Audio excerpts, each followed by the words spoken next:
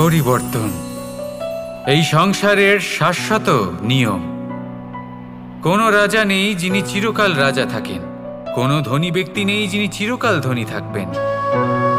এই সংসারে সূর্যের স্থান নেওয়ার জন্য চন্দ্রিমার আগমন ঘটে। কোনো স্থান যাকে পতিত বলা হয়েছিল সেখানে মহল তৈরি হয়েছে, কোনো স্থান যাকে আজ মলিন বলা হয়েছে কাল সেখানে মন্দিরও স্থাপন হতে পারে। কোনো ঋতু চিরকালের জন্য থাকে না, কখনো সময় চিরকাল একরকম থাকে না।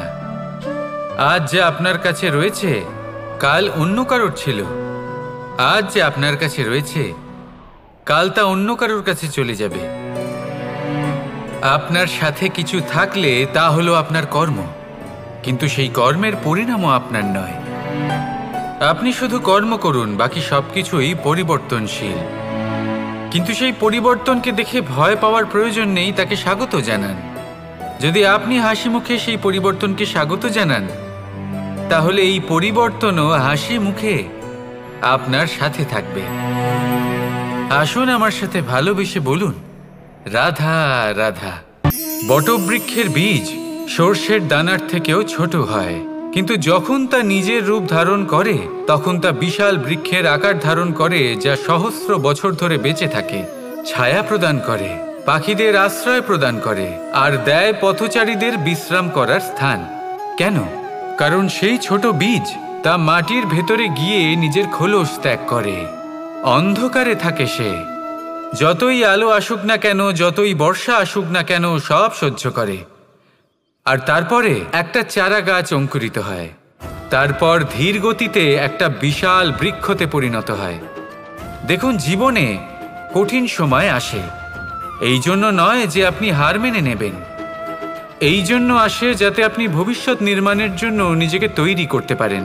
যদি কঠিন সময়ে আপনি ওই বীজের মতো দৃঢ় হয়ে থাকতে পারেন, তাহলে আপনিও একদিন সেই বিশাল বৃক্ষের মতো নিজের অস্তিত্ব গড়ে তুলতে পারবেন, যা সহস্র বছর পর্যন্ত মনে রাখা হবে। আসুন আমার সাথে ভালোবেসে বলুন, রাধা রাধা। সঞ্চয়। মানুষের যখন থেকে বোধবুদ্ধি হয় সঞ্চয় করতে আরম্ভ করে দেন।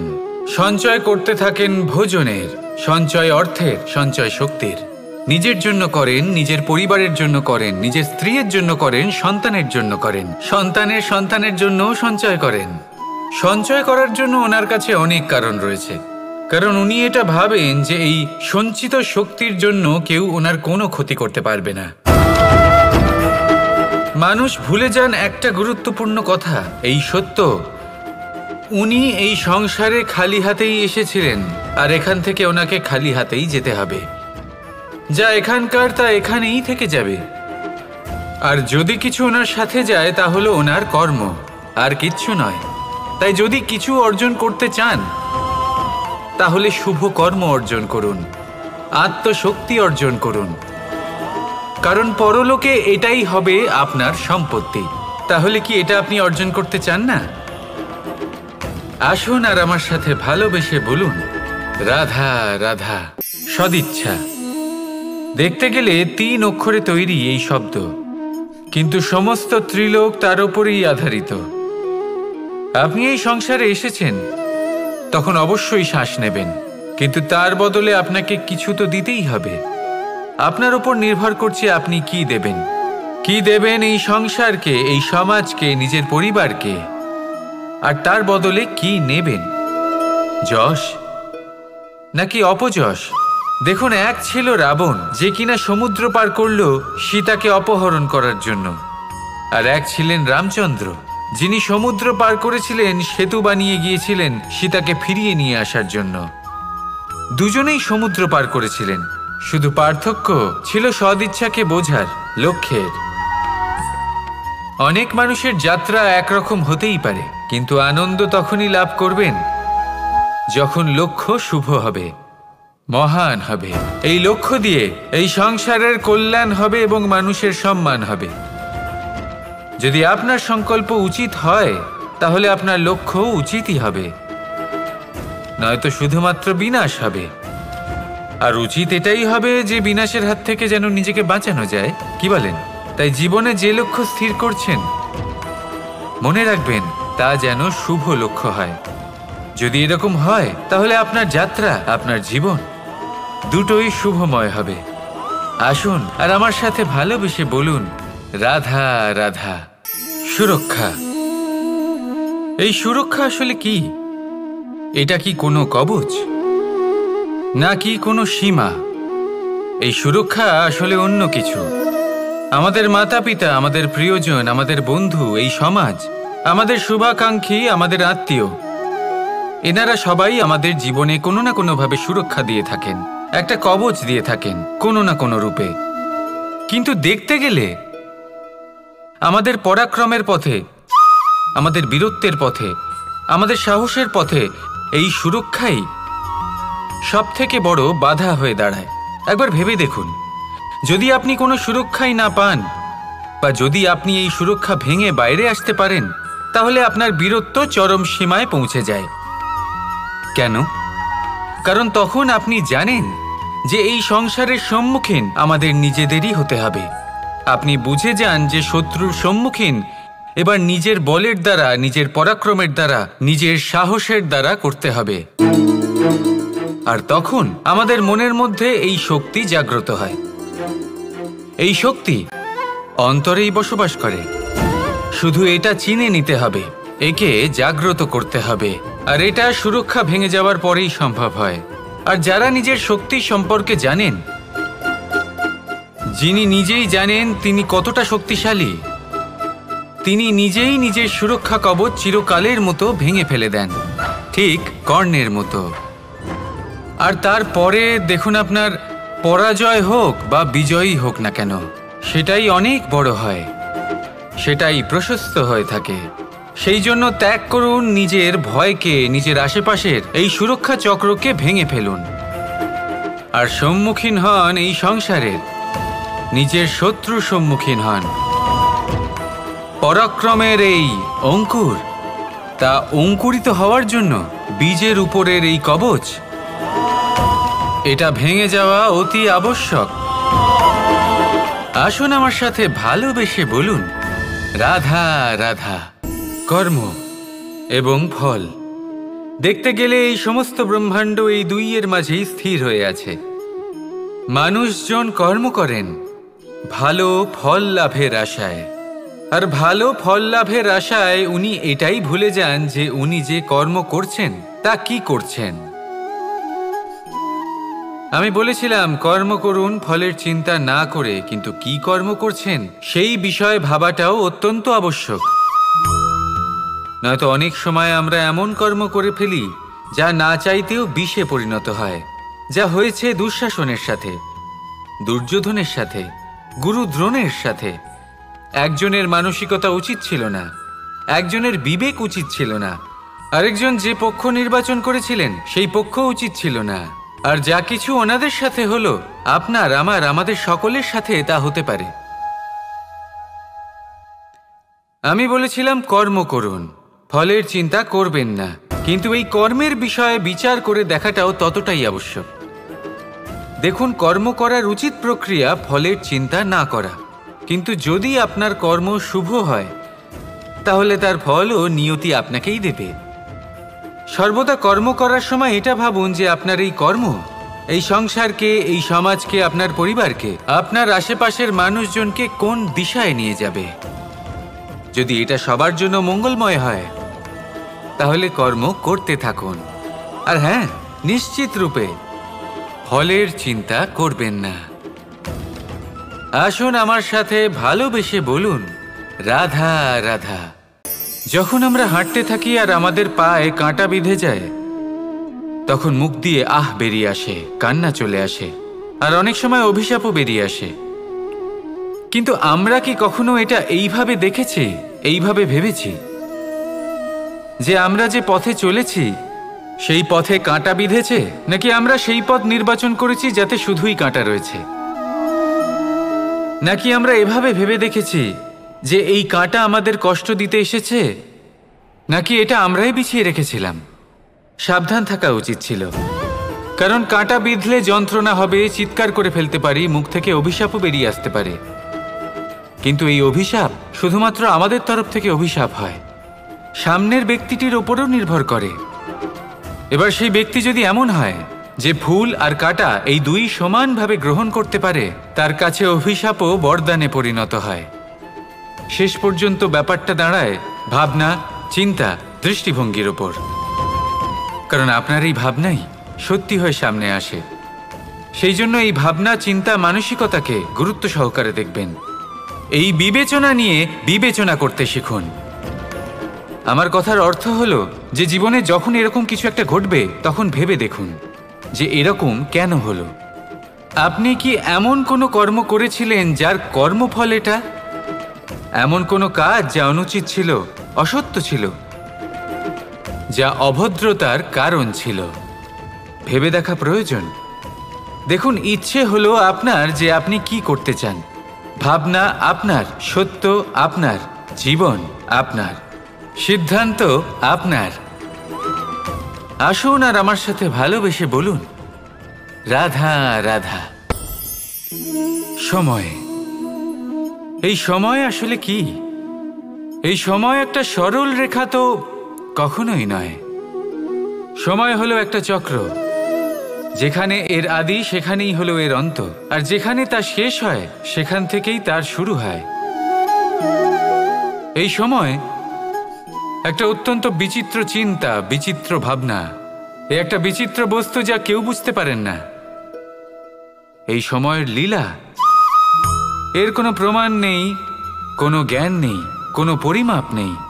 শুধু এটুকু আমরা জানতে পারি, যেখানে শেষ হবে সেখান থেকে একটা নতুন সূচনাও হবে।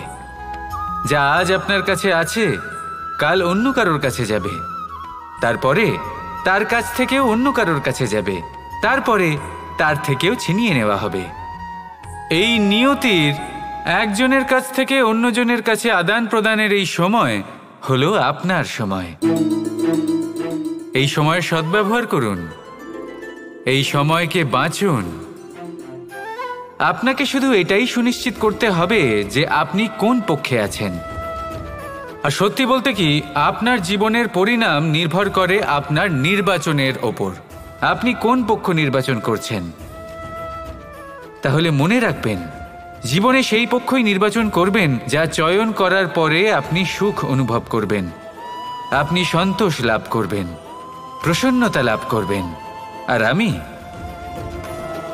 আমি এটাই সুনিশ্চিত করব যে এই পক্ষ যেন শান্তির পক্ষ হয়, এই পক্ষই যেন প্রেমের পক্ষ হয়।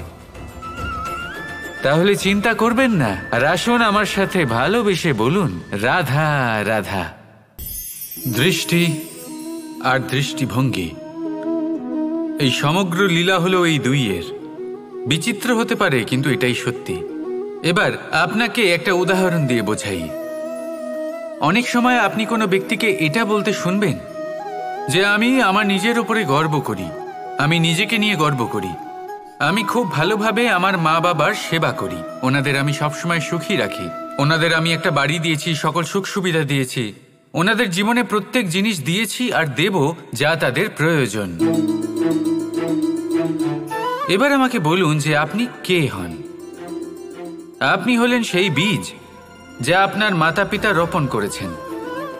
আপনার মা বাবাই আপনাকে এই সংসারে জন্ম দিয়েছেন। এবার এই সব কথার কি তাৎপর্য? এই হলো সেই ব্যক্তির দৃষ্টিভঙ্গি। এবার দেখা যাক এই প্রকৃতি আমাদের কি শেখায়।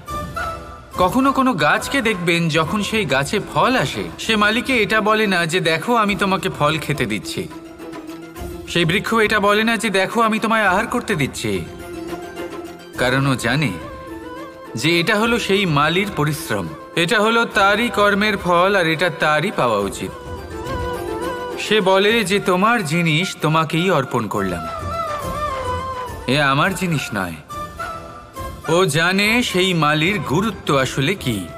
এটা হলো তার দৃষ্টিভঙ্গি। সেই জন্য আপনি জীবনে কোন ব্যক্তির মধ্যে, কোন পশু পাখির মধ্যে, কোন প্রাণীর মধ্যে, কোন পরিস্থিতিতে, কোন আবেগের মুহূর্তে কি দেখতে পাচ্ছেন, সেটা আপনার দৃষ্টিভঙ্গির উপরে নির্ভর করছে। তাই নিজের মনে ধন্যাত্মক ভাব জাগ্রত করুন, শুভ চিন্তা নিয়ে আসুন। এই ভাবনাই সত্য হয়ে সামনে আসবে। এই দৃষ্টিভঙ্গি এমন হয়ে যাবে যে আপনার জীবনে সবকিছুই শুভ হবে। তাহলে আসুন আর আমার সাথে ভালোবেসে বলুন, রাধা রাধা। প্রতিশোধ অথবা কাউকে দুঃখ দেওয়ার ভাবনা, যদি এটা আপনার মনে থাকে তাহলে আপনি নিজের মনেই যন্ত্রণার একটা বিশাল বৃক্ষ রোপণ করছেন, এটা মনে রাখবেন। কারণ কাউকে দুঃখ দেবার এই ভাবনা, এটা হলো সেই বীজ যা আপনার মনেই পতিত হবে, আপনার মনেই অঙ্কুরিত হবে, আর আপনার মনেই একটা বিশাল বৃক্ষরূপে বেড়ে উঠবে। জীবন আপনার, কর্ম আপনার, কাউকে দুঃখ দেবার ভাবনা আপনার ছিল, এই বৃক্ষ হলো আপনার, তাই এর ফলও আপনিই পাবেন, যা গ্রহণও আপনাকেই করতে হবে। মনে রাখবেন, যে মানুষ এটা ভাবে যে আমি ওকে দুঃখ দেব, ওকে কষ্ট দিতে চাই আমি, সেই মানুষই দুঃখ আর কষ্ট পেয়ে থাকে।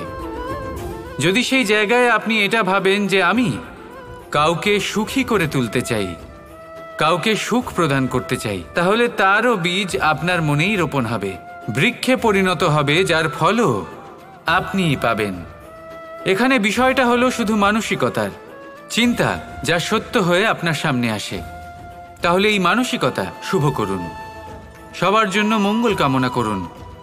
অন্যের মনে আপনার জন্য ভালো চিন্তা থাকুক বা না থাকুক, আপনি সবার জন্য শুভ চিন্তা করে কর্ম করতে থাকুন, তাহলে আপনার সাথেও ভালোই হবে। তাহলে আসুন আর আমার সাথে ভালোবেসে বলুন, রাধা রাধা। সুখ আর অভিজ্ঞতা, এই দুই জীবনে একসাথে কখনোই আসে না। মনে রাখবেন, যেখানে সুখ থাকে সেখানে অভিজ্ঞতা থাকে না, আর যখন এই সুখ আমাদের জীবন থেকে দূরে চলে যায়, তখন আমাদের জীবনে আসে এই অভিজ্ঞতা। পরমাত্মা, প্রকৃতি, নিয়তি এই অভিজ্ঞতাকে আমাদের জীবনে পাঠান, যাতে আমরা একটা অত্যন্ত গুরুত্বপূর্ণ শিক্ষা, একটা জ্ঞান প্রাপ্ত করতে পারি। এই অভিজ্ঞতা আমাদের শেখায় যে অতীতে এমন কি হয়েছিল যা আমাদের করা উচিত হয়নি। আমাদের শেখায় ভবিষ্যতে এমন কি আছে যা আমাদের করা উচিত আর কি করা উচিত নয়। দেখতে গেলে এই অভিজ্ঞতা আমাদের সেই শিক্ষা দেয় যার জন্য আমরা সুখের দিকে উচিতভাবে অগ্রসর হতে পারি। সেই জন্য জীবনে যখনই দুঃখ আসবে, দুঃখের এই সময় আসবে, তখন হতাশ হবেন না। বোঝার চেষ্টা করুন এই পরিস্থিতি কেন এসেছে, কি শিক্ষা দিতে এসেছে। যদি আপনি সেই জ্ঞান লাভ করেন, সুখের পথে অগ্রসর হন, তাও উচিত রূপে, তাহলে এই অভিজ্ঞতার উদ্দেশ্য পূরণ হয়ে যায়। তাহলে আসুন আর আমার সাথে ভালোবেসে বলুন, রাধা রাধা। জীবনে শিখরে পৌঁছানোর জন্য মানুষের কি প্রয়োজন হয়ে থাকে? সিঁড়ির। কিন্তু তাও প্রত্যেক মানুষ, প্রত্যেক ব্যক্তি শিখরে পৌঁছতে পারেন না। এর কারণ কি? কারণ একটা হতে পারে যে মানুষ কল্পনা করতে থাকেন কিন্তু সিঁড়ি খুঁজে পান না। কিছু মানুষ খুঁজে নেন কিন্তু তা পেয়ে এতটাই প্রসন্ন হয়ে যান যে তারপর আর কোনো কর্মই করেন না। খুব সোজা ব্যাপার। অনেক মানুষ সিঁড়ি খুঁজে পান না, আর যদি পেয়েও যান তাও যতক্ষণ না তাতে চড়ছেন সেই শিখরে পৌঁছবেন কি করে? যতক্ষণ না আপনি পরিশ্রম করছেন, যতক্ষণ না সেই সিঁড়িতে আপনি চড়ছেন, যতক্ষণ না ক্লান্ত হচ্ছেন, আপনার পায়ে হাঁটুতে ব্যথা না হচ্ছে, ততক্ষণ এই শিখরে পৌঁছানোর সৌভাগ্য লাভ করতে পারবেন না। তাহলে কল্পনার সাথে কর্ম করুন, পরিকল্পনার সাথে পরিশ্রম করুন, সব কিছু পাবেন। আসুন আমার সাথে ভালোবেসে বলুন, রাধা রাধা। সমস্যা, কঠিন সময়, সংকট, বিপদ কার জীবনে নেই? প্রত্যেকের জীবনে আছে। কিন্তু আমাকে একটা কথা বলুন, যদি নৌকায় ঢেউকে ভয় পেতে শুরু করে, তাহলে সাগর পার করবে কে? কখনো কোনো ছোট্ট পিঁপড়েকে দেখেছেন, যে আকারে হয়তো ছোট হতে পারে কিন্তু বড় শিক্ষা দিয়ে যায়? কিন্তু আমরা শিখি না। এবার দেখুন একটা পিঁপড়েকে, যে ভোজনের খোঁজে বাইরে বের হয়, একটা ছোট্ট দানা তুলে নেয়। ছোট দানা তোলে কারণ তার থেকে বেশি সে তুলতেই পারবে না। সে দানা নিয়ে চলতে শুরু করে, কোনো দেওয়ালে উঠে পড়ে, আবার পড়েও যায়। সেই দানা দূরে কোথাও একটা পড়ে যায়, তা আবার খোঁজে, তুলে নেয়, আবার চলতে থাকে, পড়ে যায় আবার ওঠে, পড়ে যায় আবার ওঠে, সেই দানাটা রেখে দেয়, আবার বেরিয়ে পড়ে ভোজনের খোঁজে। পরিশ্রম করতে থাকে কিন্তু হার মানে না। এই শিক্ষাই তো আমাদের প্রাপ্ত করতে হবে। নিরন্তর পরিশ্রম আর নির্ভীক হয়ে কর্ম করে যেতে হবে। এটাই হলো সাফল্যের মাধ্যম, এটাই হলো জয়ের মন্ত্র, অচ্যুত অজয় অস্ত্র। তাহলে আসুন আর আমার সাথে ভালোবেসে বলুন, রাধা রাধা। আমরা সকলে চাই আমাদের জীবনে সাফল্য আসুক। আমরা চাই যে এই সংসারে আমাদের খ্যাতি ছড়িয়ে পড়ুক। আমরা চাই যেন আমরা আলোচিত হই। কিন্তু শুধু চাইলেই কি যায় আসে? যদি এই সংসারে আলোচিত হতে হয় তাহলে পরিচিত হতে হবে পরিশ্রমের দ্বারা।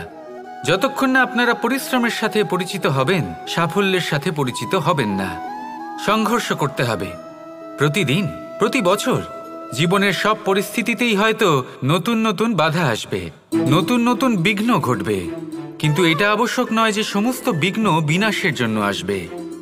কিছু বিঘ্ন আপনার পথ প্রশস্ত করার জন্য আসবে, আপনার পথ পরিষ্কার করার জন্য আসবে। যদি আপনাকে উদাহরণ দিই, যখন বন্যা আসে, বাড়ি ঘর ভেসে যায়, তখন আমরা হতাশ হয়ে পড়ি, আমরা দুঃখী হয়ে পড়ি। কিন্তু কেউ আমাদের সাথে থেকে যান, কেউ আমাদের থেকে দূরে চলে যান। কেউ ভালো মানুষ হন, কেউ খারাপ মানুষ। কিন্তু আমরা সবসময় সেই সময়টাকে নিয়ে দুঃখ প্রকাশ করি যখন আমাদের জীবনে কোনো খারাপ ব্যক্তি প্রবেশ করেন। তারা আমাদের খারাপ অনুভূতি দেন, দুঃখ দেন, কষ্ট দেন। আমরা সবাই তাকে ভালো মন্দ কথা বলি। কিন্তু কেন? এমন বিভিন্ন ধরনের মানুষ, খারাপ মানুষ, ভালো মানুষ সবার জীবনেই আসেন এবং সকলকেই একটা অমূল্য শিক্ষা দান করে যান। এবার আপনি নিজেই ভেবে দেখুন, জীবনে যখন প্রথমবার আপনি আগুন স্পর্শ করেছিলেন, তখন আপনি একটা শিক্ষা লাভ করেছিলেন যে আমাকে আগুনের থেকে একটু দূরে থাকতে হবে। তারপর আস্তে আস্তে আপনি শিখলেন যে কিভাবে এই আগুনকে নিয়ন্ত্রণে রাখতে হবে। তারপর আপনি শিখলেন যে কিভাবে নিজের জীবনে তাকে প্রয়োগ করতে হবে। তা সে অন্ধকারে প্রকাশ লাভ করার জন্য হোক বা খাবার বানানোর জন্য।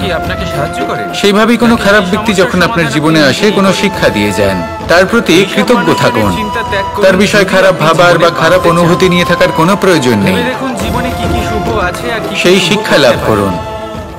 ইতিবাচক মনোভাব নিয়ে জীবনের সামনে এগোতে থাকুন। কেউ নেই যিনি আপনাকে বাধা দিতে পারেন। আসুন আমার সাথে ভালোবেসে বলুন, রাধা রাধা।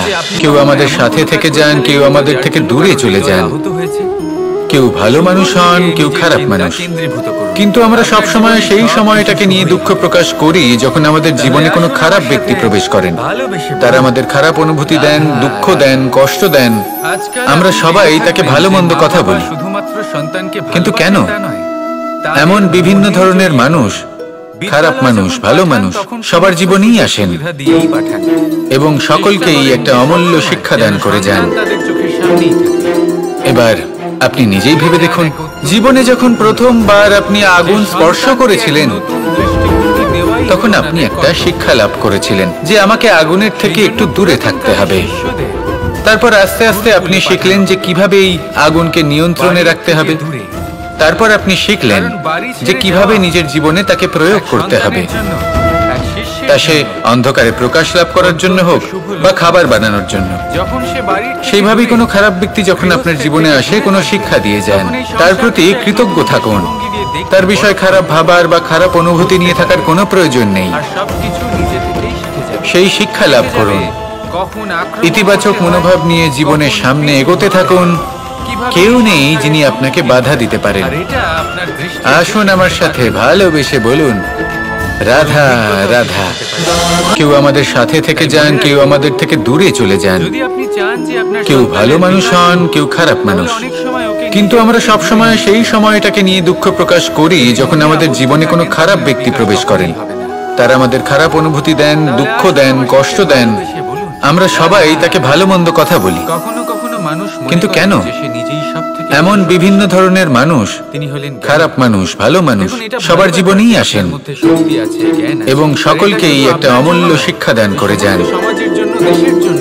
এবার আপনি নিজেই ভেবে দেখুন, জীবনে যখন প্রথমবার আপনি আগুন স্পর্শ করেছিলেন তখন আপনি একটা শিক্ষা লাভ করেছিলেন যে আমাকে আগুনের থেকে একটু দূরে থাকতে হবে। তারপর আস্তে আস্তে আপনি শিখলেন যে কিভাবে এই আগুনকে নিয়ন্ত্রণে রাখতে হবে। তারপর আপনি শিখলেন যে কিভাবে নিজের জীবনে তাকে প্রয়োগ করতে হবে, তা সে অন্ধকারে প্রকাশ লাভ করার জন্য হোক বা খাবার বানানোর জন্য। সেইভাবেই কোনো খারাপ ব্যক্তি যখন আপনার জীবনে আসে কোনো শিক্ষা দিয়ে যায়, তার প্রতি কৃতজ্ঞ থাকুন। তার বিষয় খারাপ ভাবার বা খারাপ অনুভূতি নিয়ে থাকার কোনো প্রয়োজন নেই। সেই শিক্ষা লাভ করুন। ইতিবাচক মনোভাব নিয়ে জীবনের সামনে এগোতে থাকুন। কেউ নেই যিনি আপনাকে বাধা দিতে পারেন। আসুন আমার সাথে ভালোবেসে বলুন, রাধা রাধা। কেউ আমাদের সাথে থেকে যান, কেউ আমাদের থেকে দূরে চলে যান। কেউ ভালো মানুষ হন, কেউ খারাপ মানুষ। কিন্তু আমরা সবসময় সেই সময়টাকে নিয়ে দুঃখ প্রকাশ করি যখন আমাদের জীবনে কোনো খারাপ ব্যক্তি প্রবেশ করেন। তারা আমাদের খারাপ অনুভূতি দেন, দুঃখ দেন, কষ্ট দেন। আমরা সবাই তাকে ভালো মন্দ কথা বলি। কিন্তু কেন? এমন বিভিন্ন ধরনের মানুষ, খারাপ মানুষ, ভালো মানুষ সবার জীবনেই আসেন এবং সকলকেই একটা অমূল্য শিক্ষা দান করে যান। এবার আপনি নিজেই ভেবে দেখুন, জীবনে যখন প্রথমবার আপনি আগুন স্পর্শ করেছিলেন তখন আপনি একটা শিক্ষা লাভ করেছিলেন যে আমাকে আগুনের থেকে একটু দূরে থাকতে হবে। তারপর আস্তে আস্তে আপনি শিখলেন যে কিভাবে এই আগুনকে নিয়ন্ত্রণে রাখতে হবে। তারপর আপনি শিখলেন যে কিভাবে নিজের জীবনে তাকে প্রয়োগ করতে হবে, তা সে অন্ধকারে প্রকাশ লাভ করার জন্য হোক বা খাবার বানানোর জন্য। সেইভাবেই কোনো খারাপ ব্যক্তি যখন আপনার জীবনে আসে কোনো শিক্ষা দিয়ে যান, তার প্রতি কৃতজ্ঞ থাকুন। তার বিষয় খারাপ ভাবার বা খারাপ অনুভূতি নিয়ে থাকার কোনো প্রয়োজন নেই। সেই শিক্ষা লাভ করুন। ইতিবাচক মনোভাব নিয়ে জীবনের সামনে এগোতে থাকুন। কেউ নেই যিনি আপনাকে বাধা দিতে পারেন। আসুন আমার সাথে ভালোবেসে বলুন, রাধা। কেউ আমাদের সাথে থেকে যান, কেউ আমাদের থেকে দূরে চলে যান। কেউ ভালো মানুষ হন, কেউ খারাপ মানুষ। কিন্তু আমরা সবসময় সেই সময়টাকে নিয়ে দুঃখ প্রকাশ করি যখন আমাদের জীবনে কোনো খারাপ ব্যক্তি প্রবেশ করেন। তারা আমাদের খারাপ অনুভূতি দেন, দুঃখ দেন, কষ্ট দেন। আমরা সবাই তাকে ভালো মন্দ কথা বলি। কিন্তু কেন? এমন বিভিন্ন ধরনের মানুষ, খারাপ মানুষ, ভালো মানুষ সবার জীবনেই আসেন এবং সকলকেই একটা অমূল্য শিক্ষা দান করে যান। এবার আপনি নিজেই ভেবে দেখুন, জীবনে যখন প্রথমবার আপনি আগুন স্পর্শ করেছিলেন তখন আপনি একটা শিক্ষা লাভ করেছিলেন যে আমাকে আগুনের থেকে একটু দূরে থাকতে হবে। তারপর আস্তে আস্তে আপনি শিখলেন যে কিভাবে এই আগুনকে নিয়ন্ত্রণে রাখতে হবে। তারপর আপনি শিখলেন যে কিভাবে নিজের জীবনে তাকে প্রয়োগ করতে হবে, তা সে অন্ধকারে প্রকাশ লাভ করার জন্য হোক বা খাবার বানানোর জন্য। সেইভাবেই কোনো খারাপ ব্যক্তি যখন আপনার জীবনে আসে কোনো শিক্ষা দিয়ে যান, তার প্রতি কৃতজ্ঞ থাকুন। তার বিষয় খারাপ ভাবার বা খারাপ অনুভূতি নিয়ে থাকার কোনো প্রয়োজন নেই। সেই শিক্ষা লাভ করুন। ইতিবাচক মনোভাব নিয়ে জীবনের সামনে এগোতে থাকুন। কেউ নেই যিনি আপনাকে বাধা দিতে পারেন। আসুন আমার সাথে ভালোবেসে বলুন, রাধা। কেউ আমাদের সাথে থেকে যান, কেউ আমাদের থেকে দূরে চলে যান। কেউ ভালো মানুষ হন, কেউ খারাপ মানুষ। কিন্তু আমরা সবসময় সেই সময়টাকে নিয়ে দুঃখ প্রকাশ করি যখন আমাদের জীবনে কোনো খারাপ ব্যক্তি প্রবেশ করেন। তারা আমাদের খারাপ অনুভূতি দেন, দুঃখ দেন, কষ্ট দেন। আমরা সবাই তাকে ভালো মন্দ কথা বলি। কিন্তু কেন? এমন বিভিন্ন ধরনের মানুষ, খারাপ মানুষ, ভালো মানুষ সবার জীবনেই আসেন এবং সকলকেই একটা অমূল্য শিক্ষা দান করে যান। এবার আপনি নিজেই ভেবে দেখুন, জীবনে যখন প্রথমবার আপনি আগুন স্পর্শ করেছিলেন তখন আপনি একটা শিক্ষা লাভ করেছিলেন যে আমাকে আগুনের থেকে একটু দূরে থাকতে হবে।